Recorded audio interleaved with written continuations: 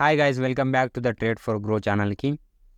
చాలామంది అనుకుంటారు ట్రేడ్ చేయడం చాలా కష్టమని, కానీ ట్రేడ్ చేయడం అనేది చాలా వరకు ఈజీ. ముందుగా మనకు బేసిక్ నాలెడ్జ్ అయితే ఉండాలి. ఎవరైతే బిగినర్ ఉన్నారో, ఎవరైతే కొత్తగా స్టాక్ మార్కెట్లో ట్రేడింగ్ చేయాలనుకుంటున్నారో, ముందుగా వాళ్ళు క్యాండిల్ స్టిక్ని నేర్చుకోవాలి. ముందు స్ట్రాటజీస్ వెనుక వెళ్ళొద్దు. స్ట్రాటజీస్ అనేది ముందు క్యాండిల్ స్టిక్ నేర్చుకున్న తర్వాత స్ట్రాటజీస్ అనేది ఇంప్లిమెంట్ చేయాలి. ముందు క్యాండిల్ స్టిక్ ఏ విధంగా ఫామ్ అవుతుందో మనకు తెలవాలి. ఆ తర్వాత మనం స్ట్రాటజీని యూజ్ చేయాలి. ఆ తర్వాత మనం సపోర్ట్ అండ్ రెసిస్టెన్స్ని యూజ్ చేయాలి. ఆ తర్వాత మనం ప్రైజ్ యాక్షన్లను యూజ్ చేయాలి. ముందు మన స్ట్రాటజీస్ని యూజ్ చేయదు. ఎందుకంటే మన క్యాండిల్ ఏ విధంగా ఫామ్ అవుతుందో తెలియక ముందు మనం ట్రేడ్ అనేది చేయలేము. ఎంత పెద్ద స్ట్రాటజీ యూజ్ చేసినా కానీ మీకు లాస్ అనేది అవుతుంది. అందుకోసమనే ముందు మనం క్యాండిల్ స్టిక్ అనేది తెలవాలి ఏ విధంగా ఫామ్ అవుతుంది అనేది. ఓకే గాయస్, నేను చెప్తున్న క్లాసెస్ మీకు నచ్చుతుందని అనుకుంటున్నాను. ఇంతకుముందు వీడియోలలో బేరీ సింగిల్ ఫింగ్, బుల్లి సింగిల్ ఫింగ్ క్యాండిల్ స్టిక్ గురించి తెలుసుకున్నాం కదా. మనం ఈరోజు morning star candle stick pattern గురించి తెలుసుకుందాము.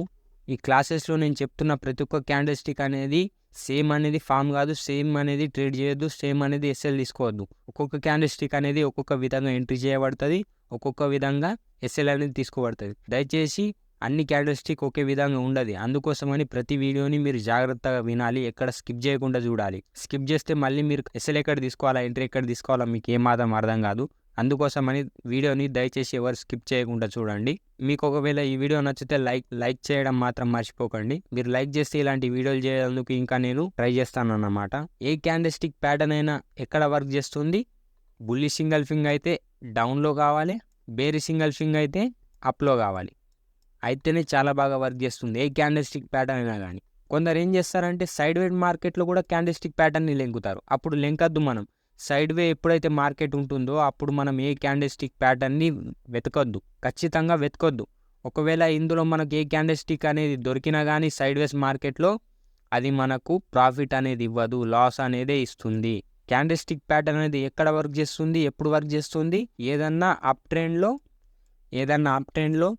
బేరిష్ క్యాండిల్ స్టిక్ అనేది ఫామ్ అవ్వాలి, ఏదైనా డౌన్ ట్రెండ్లో బుల్లిష్ క్యాండిల్ స్టిక్ అనేది ఫామ్ అవ్వాలి, అయితేనే అక్కడ క్యాండిల్ స్టిక్ అనేది వర్క్ చేస్తుంది. మీరు సైడ్ వేస్ మార్కెట్లో క్యాండిల్ స్టిక్ని వెతికారనుకోండి, అది సైడ్ వేసే ఉంటుంది కాబట్టి మీకు ఎటువంటి ప్రాఫిట్ అనేది ఇవ్వదు. ఎప్పుడన్నా కానీ అప్ ట్రెండ్లో యా డౌన్ ట్రెండ్లో, ఈ రెండు ట్రెండ్లలో మాత్రమే క్యాండిల్ స్టిక్ని ఫాలో అవ్వాలి. ఇంకోటి ఏంటంటే ఈ క్యాండిల్ స్టిక్స్ అనేది ప్రతిరోజు ఫామ్ అనేది కాదు ఈ క్యాండిల్ స్టిక్స్ అనేది ప్రతిరోజు ట్రేడ్ అనేది దొరకదు. 15 డేస్లో ఒక 10 డేస్ అనేది కంపల్సరీ ట్రేడ్ అనేది దొరుకుతుంది. ప్రతిరోజు ట్రేడ్ దొరకాలని రూల్ ఏం లేదు. కానీ 10 రోజులలో ట్రేడ్ అయింది కదా, ఈ 10 రోజులలో 10 ట్రేడ్లు మనం చేసేది ప్రతి ట్రేడు సక్సెస్ అవ్వాలని రూల్ ఏం లేదు. ఖచ్చితంగా దీంట్లో ఒక 3 ఎస్ఎల్ అనేది కంపల్సరీ అవుతుంది. 3 ఎస్ఎల్ అయినప్పుడు మనం ఎస్ఎల్ అనేది ఇచ్చేయాలి. ఖచ్చితంగా 3 ఎస్ఎల్ అయితే ఖచ్చితంగా అవుతుంది. కానీ 7 టైమ్స్ అనేది సక్సెస్ ఉంటుంది. మీరు 7 టైమ్స్ సక్సెస్ ఉంటుంది. ఈ 3 టైంలు ఎస్ఎల్ ఇచ్చేయండి. ఒకవేళ ఎస్ఎల్ హిట్ కొడితే ఎస్ఎల్ ఇచ్చేయండి. కానీ 7 టైం అనేది మీకు ప్రాఫిట్ వస్తుంది కదా, దాన్ని మాత్రం వదిలిపెట్టకండి. ఎస్ఎల్ అనేది వస్తుంది. ప్రతి క్యాండిల్ స్టిక్లో ఎస్ఎల్ అనేది అవుతుంది. ఎస్ఎల్ కాదనేది రూల్ ఏం లేదు. ఎవరు చెప్పరు 100% ఎస్ఎల్ ఈ క్యాండిల్ స్టిక్ యూజ్ చేస్తే ఎస్ఎల్ఏ కాదని ఎవరు చెప్పలేరు. ఖచ్చితంగా ఏ క్యాండిల్ స్టిక్ యూజ్ చేసినా కానీ ఎస్ఎల్ అనేది అవుతుంది. అది మాత్రం ఖచ్చితంగా ఈ 10 ట్రేడర్లలో ఒక 3 ఎస్ఎల్ ఇస్తా అని మనం రెడీ ఉండాలి. ఇంకోటి ఏంటంటే మార్కెట్ సెంటిమెంటల్లీ డౌన్ ట్రెండే ఉన్నాం అనుకోండి, అప్పుడు మనం బుల్లిష్ క్యాండిల్ స్టిక్ అనేది వెతకకూడదు. ఎందుకంటే మార్కెట్ ట్రెండే సెంటిమెంటల్లీ డౌన్ ట్రెండ్ ఉంది, అప్పుడు మనం బుల్లిష్ క్యాండిల్ స్టిక్ ఏది వెతికినా కానీ అది పని చేయదు. మార్కెట్ సెంటిమెంటల్లీగా డౌన్ ట్రెండ్ ఉండొద్దు, సెంటిమెంటల్గా అప్ ట్రెండ్ ఉండకూడదు. ఈ సెంటిమెంటల్లో ఈ మార్కెట్ ఏదైతే సెంటిమెంట్ యూజ్ చేసుకుంటా మార్కెట్ అప్ ట్రెండ్ వెళ్తుందో అప్పుడు మనం బేరిష్ క్యాండిల్ స్టిక్ అనేది వెతికినా కానీ మార్కెట్ అనేది క్రాష్ కాదు. అందుకోసం అని ఇప్పుడు ఎలా ట్రేడ్ చేయాలనేది చాలా ఇంపార్టెంట్. నేను చెప్పే ప్రతి మాట జాగ్రత్తగా వినండి, ఓకేనా? ఇక లేట్ చేయకుండా వీడియోని స్టార్ట్ చేసేద్దాం. మనం చెప్తున్న క్యాండిల్ స్టిక్ ప్యాటర్న్ ఏది? Morning star candle stick pattern మనం చెప్తున్న క్లాస్. ఈ morning star candle stick pattern అనేది ఒక డౌన్ ట్రెండ్ లో బాటమ్ లో ఫామ్ అవుతుంది. ఇంకోటి ఏంటంటే ఏదైతే డౌన్ ట్రెండ్ ఉందో ఈ డౌన్ ట్రెండ్ లో బ్యాంక్ నిఫ్టీలో మనం ట్రేడ్ చేస్తున్నాం అనుకోండి, ఈ డౌన్ ట్రెండ్ లో 150 పాయింట్స్ అనేది ఖచ్చితంగా డౌన్ ట్రెండ్ ఉండాలన్నమాట. అయితేనే ఈ క్యాండిల్ అనేది వర్క్ చేస్తుంది. ఎందుకంటే అంతకంటే తక్కువ ఉన్నాననుకోండి వర్క్ అనేది చేయదు. చేసినా కానీ మీకు ఎక్కువ ప్రాఫిట్ అనేది రాదు. ఓకేనా. ఎస్ఎల్ అయ్యే ఛాన్సెస్ ఎక్కువ ఉంది. ఈ 150 పాయింట్స్ అనేది ఒకవేళ క్రాష్ అయింది అనుకోండి హై వెళ్ళే ఛాన్సెస్ ఎక్కువ ఉన్నాయి అన్నట్టు. నేను సక్సెస్ రేట్ చెప్తున్నా, హై వెళ్ళే ఛాన్సెస్ ఎక్కువ ఉంటుంది 150 పాయింట్స్ పడితే. దీనికంటే తక్కువ పాయింట్స్ పెడితే ట్రేడ్ అనేది దొరికినా కానీ మీరు చేసినా కానీ సక్సెస్ అనేది తక్కువ ఉంటుంది అన్నమాట. ఎంత మంచి డౌన్ ట్రెండ్ ఉంది 150 పాయింట్ క్రాష్ అయితే అంత మంచిగా లాభం అనేది వస్తుంది. ఓకే, మనం ఇప్పుడు ఎంట్రీ ఎక్కడ చేయాలా? ఎంట్రీ వచ్చేసి ఈ రెడ్ క్యాండిల్ ఉంది కదా, ఈ రెడ్ క్యాండిల్ యొక్క హైని మార్క్ చేసుకొని ఎప్పుడైతే ఈ గ్రీన్ క్యాండిల్ పక్కన ఉన్న క్యాండిల్ బ్రేక్అవుట్ ఇస్తుందో అప్పుడు మనం ట్రేడ్ అనేది చేయాలి.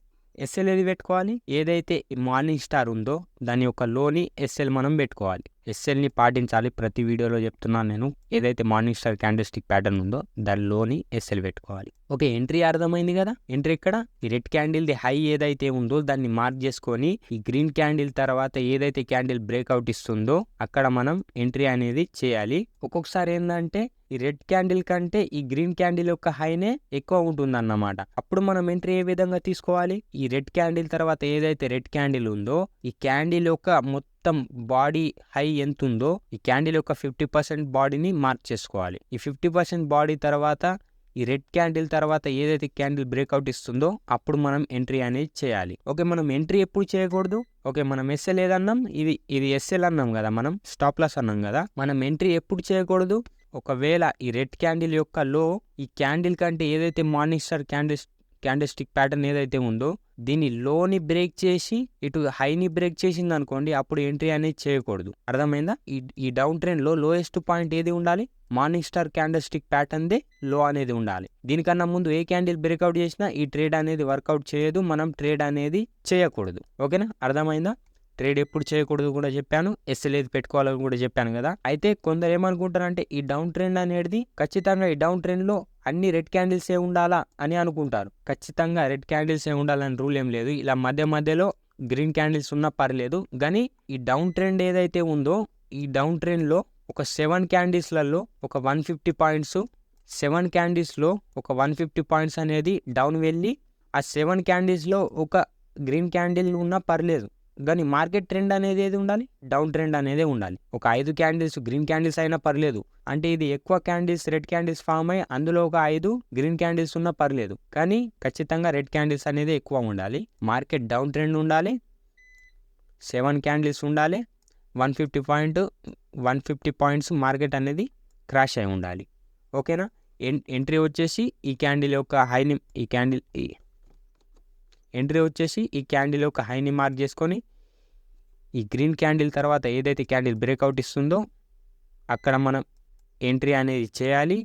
ఒకవేళ ఈ రెడ్ క్యాండిల్ కంటే ఈ గ్రీన్ క్యాండిల్ హై ఎక్కువ ఉన్నదనుకోండి అప్పుడు దాని పక్కన ఈ రెడ్ క్యాండిల్ పక్కన ఏదైతే క్యాండిల్ ఉందో ఆ క్యాండిల్ మొత్తంలో ఆ క్యాండిల్ మొత్తంలో 50% అనేది 50% అనేది మనం మార్క్ చేసుకొని 50% అనేది మనం హైని 50% అనేది మనం మార్క్ చేసుకొని ఈ గ్రీన్ క్యాండిల్ తర్వాత ఏదైతే క్యాండిల్ బ్రేక్అవుట్ ఇస్తుందో అప్పుడు మనం ఎంట్రీ చేయొచ్చు.